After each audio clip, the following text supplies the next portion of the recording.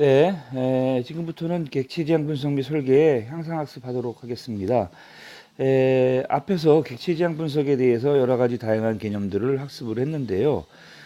객체지향 분석이라는 것은 실세계의 시스템을 분석하기 위한 방법으로 많은 객체를 포함하는 모델을 결과물로 얻게 되죠. 그리고 이 모델에 표시된 각각의 객체는 실세계에 존재하는 객체들과 1대1로 대응하게 됩니다. 객체지향 설계를 통해서 어떤 문제의 도메인에서 모델의 도메인으로 어떤 실세계와 가상세계로 이렇게 전환을 시키는 과정을 함으로써 이 분석을 이루게 되는 거죠. 객체지향 분석은 기본적으로 아주 중요한 개념들을 이 그림으로 설명을 해드릴 수가 있었죠. 기본적으로 모든 객체는 이 비슷한 성질을 갖는 객체끼리 모아서 하나의 클래스를 구성을 하고요. 이 객체는 속성과 메소드로 를 포함을 하게 되겠죠. 그래서 객체와 객체 사이에는 메시지를 통해서 서로 정보를 교환하게 되겠고요. 클래스와 클래스 사이에는 어떤 상관관계를 가지고 서로 연결되게 되겠습니다. 하나의 객체는 속성과 메소드를 가지고 캡슐화되어 있죠. 그리고 클래스는 추상화라는 개념을 도입을 해서 이렇게 구성을 합니다. 그리고 상위 클래스로부터 하위 클래스로 속성과 메소드가 이렇게 상속되게 되겠죠. 자, 앞에서 나왔던 그림에 대한 중요한 용어들에 대해서 한번 정리하겠습니다. 클래스 하면 하나 이상의 유사한 객체들을 묶어서 공통된 특성을 표현하는 그런 데이터들의 추상화된 개념이라고 생각을 하시면 되겠고요. 굉장히 중요한 개념이죠. 그 다음에 객체라는 것은 일상적으로 우리가 보통 명사로 이렇게 얘기하죠. 그래서 뭐 대출, 도서, 학생 뭐 이런 것들은 객체가 되겠습니다. 이런 객체는 속성과 그 다음에 메소드, 즉 속성은 데이터고요. 메소드라고 하는 어떤 기능을 가지고 결합을 시키지요. 그래서 속성이라는 자료 구조와 함수라는 특성을 갖게 됩니다. 이때 속성은 객체가 가지고 있는 데이터 값들을 의미하고요. 메소드는 객체에 정의된 연산을 말하죠.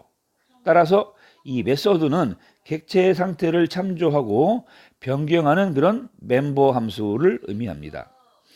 앞에서 객체와 객체 사이는 메시지를 통해 서로 통신한다고 했는데요. 메시지는 객체와 객체 사이의 정보 교환 수단이 되겠습니다.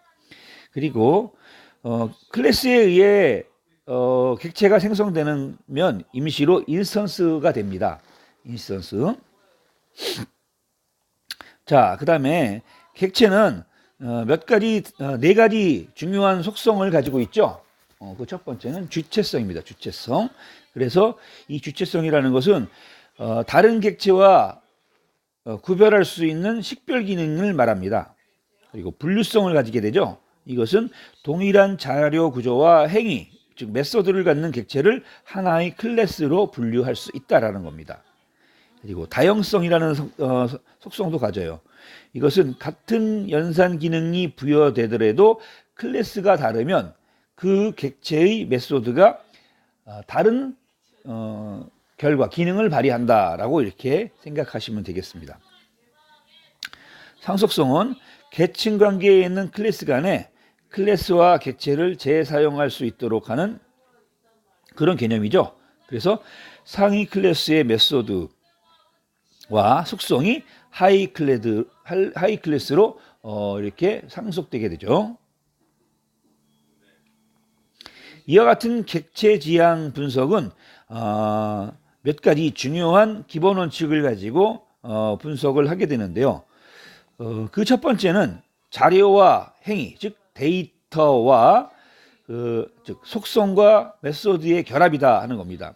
객체는 객체의 상태나 특성을 나타내는 속성과 이 속성을 다루는 행위, 즉 메소드의 집합체이죠. 이것들이 하나의 캡슐로 만들어지죠. 그래서 두 번째 기본 원칙은 캡슐화죠. 부조적 설계의 모듈화와 비슷한 개념인데요.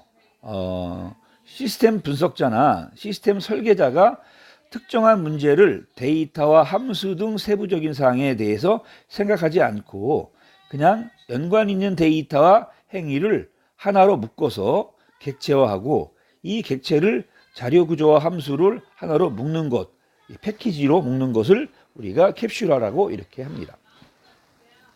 그 다음에 추상화가 있죠. 이것은 현실 세계에 존재하는 특정한 대상을 표현하는 데 있어서 불필요한 부분들은 다 생략을 하고 핵심적인 부분만을 가지고 객체의 속성 중에서도 가장 중요한 것이죠. 그것만에다가 중점을 두고 계략화시킨 것을 우리가 추상화라고 얘기합니다. 그래서 앱스트랙션 하는 거죠. 요약하는 겁니다. 공유화라는 게 있죠. 쉐어링, 자료 구조와 행위, 즉 속성과 메소드는 상속을 통해 공유되고 이러한 상속성은 코드나 설계를 재사용할 수 있도록 해줍니다. 그리고 마지막으로 정보은익이라고 하는 기본 원칙을 갖고 있는데요. 고려되지 않은 부작용이 나타날 수 있어요. 그렇기 때문에 그런 부작용을 최소화하기 위해서 객체는 다른 객체들로부터 자료를 감추고 연산을 통해서만 접근을 허용할 수 있도록 이렇게 은닉합니다. 그래서 인포메이션 하이딩이라고 하죠.